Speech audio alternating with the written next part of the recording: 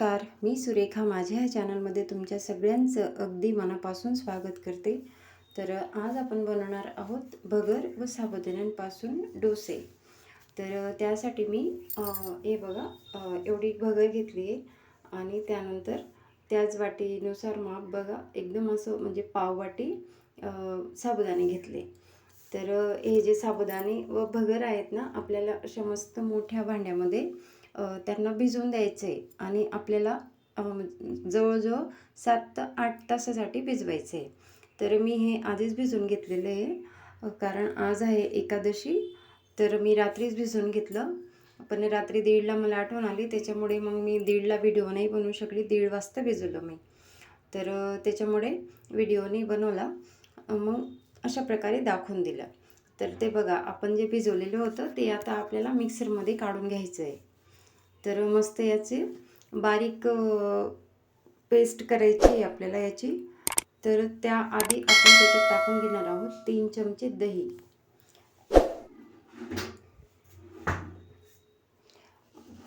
आणि त्यानंतर आपल्याला त्याच्यात टाकायच्या आहेत हिरव्या मिरच्या. तर तुम्ही तुमच्या चवीनुसार, तुम्हाला जर जास्त तिखट लागत असेल तर तुम्ही अजून मिरच्या टाका. मिरच्यांचं एक लक्षात घ्यायचं, जर तुम्हाला एकदमच बारीक मिरची पाहिजे असेल त्याच्यामध्ये पेस्ट झालेली, तर तुम्ही सगळ्यात आधी मिरची थोडी काढून घ्या. त्याच्यानंतर ते आपण जे भिजवलेले आहे भगर आणि साबुदाणे ते टाका. त्यानंतर आता आपल्याला याच्यात टाकायचे उपवासाचं मीठ. उपवासाचं मीठ म्हणजे पिंक सॉल्ट. आणि आता आपण याला मिक्सरमध्ये मस्त बारीक करून घेतलं.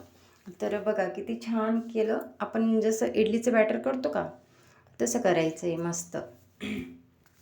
तर हे छानपैकी आता आपलं बारीक मस्त झालेलं आहे. आणि पाणी पण व्यवस्थित टाकायचं. पाणी इतकं टाकायचं की ज्यामुळे आपल्याला एक्स्ट्रा पाणी म्हणजे आपण ज्यावेळेस मिक्सरमध्ये काढू तेव्हा टाकायची गरज नको पडली पाहिजे, एवढं हे करायचं. तर बघा, याची थिकनेस बघून घ्या. जसं आपण इडलीचं बॅटर करतो ना तसंच पाहिजे, काही फरक नाही आहे. तर बघा, आता आपल्याला याच्यामध्ये एक उकळलेला बटाटा टाकायचा आहे. तर मी बटाटा आधीच उकळून घेतलेला आहे. 2 बटाटे उकळले आहेत मी. हा एक मोठा आहे आणि अजून छोटा एक उकळला आहे. त्याचा काय यूज आहे ते मी पुढे दाखवेल.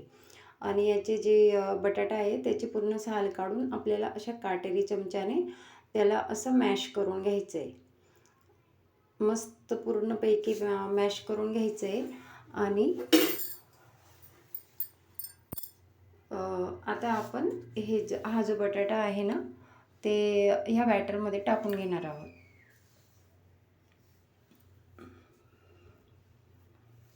तर आपल्याला हे बॅटरमध्ये मस्त मिक्स करायचं आहे. चमच्याने करायचं. चमच्याने जर कधी नाही झालं तर तुमच्याकडे रवी वगैरे असेल तर रवीने करा. आणि सपोज तुमच्याकडे रवी पण नाही आहे तर मग एक काम करायचं, ज्यावेळेस तुम्ही ते आपण म्हणजे साबुदाणे वगैरे काढतात ना, साबुदाणे भगर, त्याच वेळेस त्याच्यात बटाटा चुरून टाकून द्यायचा. जेव्हा मिरची वगैरे आपण जेव्हा ते बॅटर करतो ना तेव्हाच. आणि त्याच्यात टाकायची थोडीशी कोथिंबीर. तर बघा, कोथिंबीर थोडी होती माझ्याकडे म्हणून मी थोडी टाकली. तुमच्याकडे जास्त असेल तर टाकून द्या, कारण आज आहे ना कोथिंबीरवाला आलाच नाही, त्याच्यामुळे मग माझ्याकडे कोथिंबीर काही शिल्लक नव्हती. तर त्यानंतर आता मी ठेवला तवा. तवा मस्त तापू द्यायचा आहे. तर तवा तापायच्या आधी आपल्याला थोडेसे शेंगदाणे याच्यात भाजून घ्यायचे, कारण आपण या डोस्यांसोबत खाण्यासाठी काय म्हणता चटणी पण करणार आहोत. आणि ते शेंगदाणे होता तोपर्यंत आपण आपलं हे जे बॅटर आहे ना त्याच्यामध्ये थोडासा खाण्याचा सोडा टाकून घेणार आहोत. म्हणजे खाता सोडा जे म्हणतात ना, टाटाचा, तो सोडा टाकून घ्यायचा आहे आणि त्याला मस्त मिक्स करून घ्यायचं आहे. आणि तोपर्यंत आता आपले शेंगदाणे जे आहेत ते पण भाजून झालेत. आता हे शेंगदाणे आपल्याला एका ताटलीत काढून घ्यायचे आहे, म्हणजे एक छोटी प्लेटमध्ये काढून घ्यायचे आहेत. तर आता आपल्याला या तव्यावरती तेल लावायचं आहे. तेल टाकून थोडंसं मस्त उलटणीने असं मस्त पसरवून द्यायचं आहे त्याला, ज्यामुळे आपला जो डोसा आहे ना तो तव्याला लटकायला नको. तर त्यामुळे सगळीकडे पसरवायचं आहे आणि मस्त असं चमच्याने आपण जसं डोसे करतो ना तसं मस्त पसरून द्यायचं आहे. सगळीकडे व्यवस्थित हलक्या हाताने पसरवायचं आहे छान. आणि याला छान शिजू द्यायचं आहे. तर बघा, हे जवळपास शिजले. तर आता आपल्याला पलटवायचं आहे. तर अशा प्रकारे आपण हे पलटून घेणार आहोत. तर हे जे डोसे आहेत ना उपवासाचे, कारण कसं परत परत ते साबुदाणे आणि ते भगर, ती आमटी ते खाऊन खाऊन खूप कंटाळा येतो. त्याच्यामुळे मग ते नको नको होतं. मग कधीतरी काहीतरी असं वेगळं खाऊशी वाटतं. त्याच्यामुळे मग मी आज आहे ना, आज एकादशी आहे आमची सगळ्यांची, त्याच्यामुळे मग मी हे डोसे बनवले. तर बघा आपला जो डोसा आहे ना एकदम सुंदर झालेला आहे, एकच नंबर. आणि आता आता परत दाखवते मी तुम्हाला दुसरा डोसा. तर बघा इतके सुंदर निघतात ना, की माझा तवा काही याचा नाही म्हणजे नॉनस्टिक नाही आहे, साधा आहे आपला, जो मी ज्याच्यावर रेग्युलर पोळ्या वगैरे करते ना तोच तवा आहे. त्याच्यावर पण एकदम सुंदर निघून जातात, त्याला काहीच म्हणजे जास्त हे लागत नाही. तर बघा असा मस्त निघून जातो, चिटकत वगैरे काहीच नाही, एकदम मस्त निघतो. फक्त त्याचं व्यवस्थित बॅटर वगैरे व्यवस्थित म्हणजे प्रमाण व्यवस्थित टाकायचं, कमी जास्त नाही करायचं. तर अशा प्रकारे आपल्याला हे जे डोसे आहेत ना, हे छानपैकी शिजवून घ्यायचे आहेत, म्हणजे शेकून घ्यायचे आहेत आजूबाजू, म्हणजे दोघं बाजू उलटून पलटून छान शेकून घ्यायचे आहेत, मस्त खरपूस. तर बघा किती सुंदर दिसतोय. तर अशा पद्धतीने आपले जे डोसे आहेत ना बघा, ते म्हणजे आता झालेले आहेत. आता आपण परत अजून एक डोसा दाखवते मी तुम्हाला. तर अशा प्रकारे आपल्याला सगळे जे डोसे आहेत ना ते मस्त काढून घ्यायचे आहेत. तर तुम्ही याला आहे ना आपला हिरवी मिरचीचा ठेचा असतो ना, तो पण खाऊ शकता, किंवा मग बटाट्याची सुकी भाजी त्याच्यासोबत पण खाऊ शकता. पण आज आहे ना मी चटणी बनवणार आहे थोडी वेगळ्या पद्धतीने. तर ती आता आपण बघणार आहोत. हे डोसे झाले का आपले, तर आता आपण बघा आता चटणी बघणार आहोत. तर चटणीसाठी आपण शेंगदाणे भाजून घेतले, त्याच्यात मिक्सरच्या भांड्यात शेंगदाणे टाकायचे आणि थोडासा बटाटा टाकायचा. बटाटा कमी टाकायचा, कारण कसं बटाटा जर कधी जास्त झाला ना तर आपली चटणी जी आहे ना अशी चिकट होते. त्याच्यामुळे बटाटा थोडा टाकायचा आणि त्यानंतर टाकायची आहे मिरची.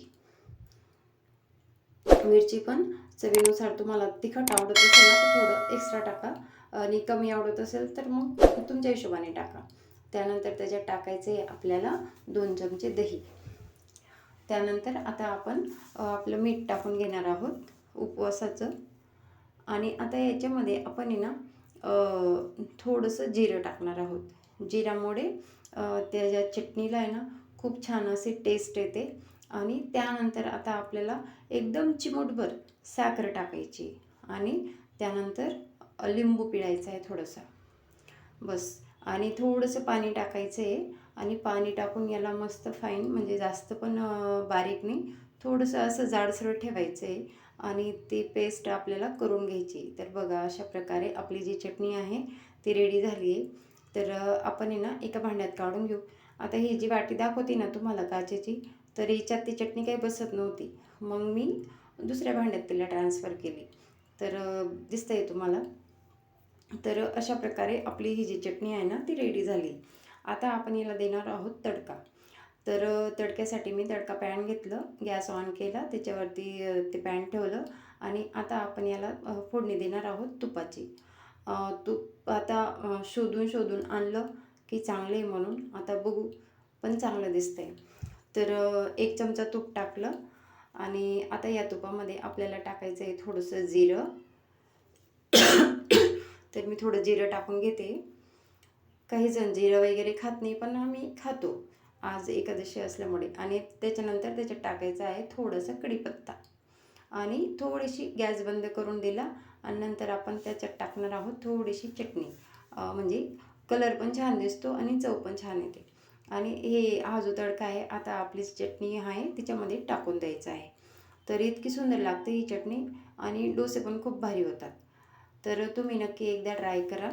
आणि हां, जर तुम्हाला माझा व्हिडिओ आवडत असेल तर please please please please please व्हिडिओला लाईक करा, चॅनलला सबस्क्राईब करा. आणि तुम्हाला जर कधी नवनवीन रेसिपीज अजून बघायच्या असतील तर मला कमेंट करून सांगा. तर बघा आपला हा जो डोसा आहे ना बघा, तुम्ही पूर्ण त्याला गोळा करून घ्या, काही होत नाही, इतका नरम होतो, एकदम सॉफ्ट. आणि एक चूक सांगते मी तुम्हाला माझी. मी ही जी प्लेट केली का, याच्यात त्यांना सगळे डोसे उलटे ठेवून दिलेले आहेत, शिदा एक पण नाही आहे. नंतर माझ्या लक्षात आलं की मी उलटे डोसे ठेवलेले आहेत म्हणून. मग त्याच्यानंतर मग मी परत व्यवस्थित केलं आणि नंतर मग हा जो शेवटचा व्हिडिओ आहे ना, हा शेवटचा व्हिडिओ घेतला मग तेव्हा.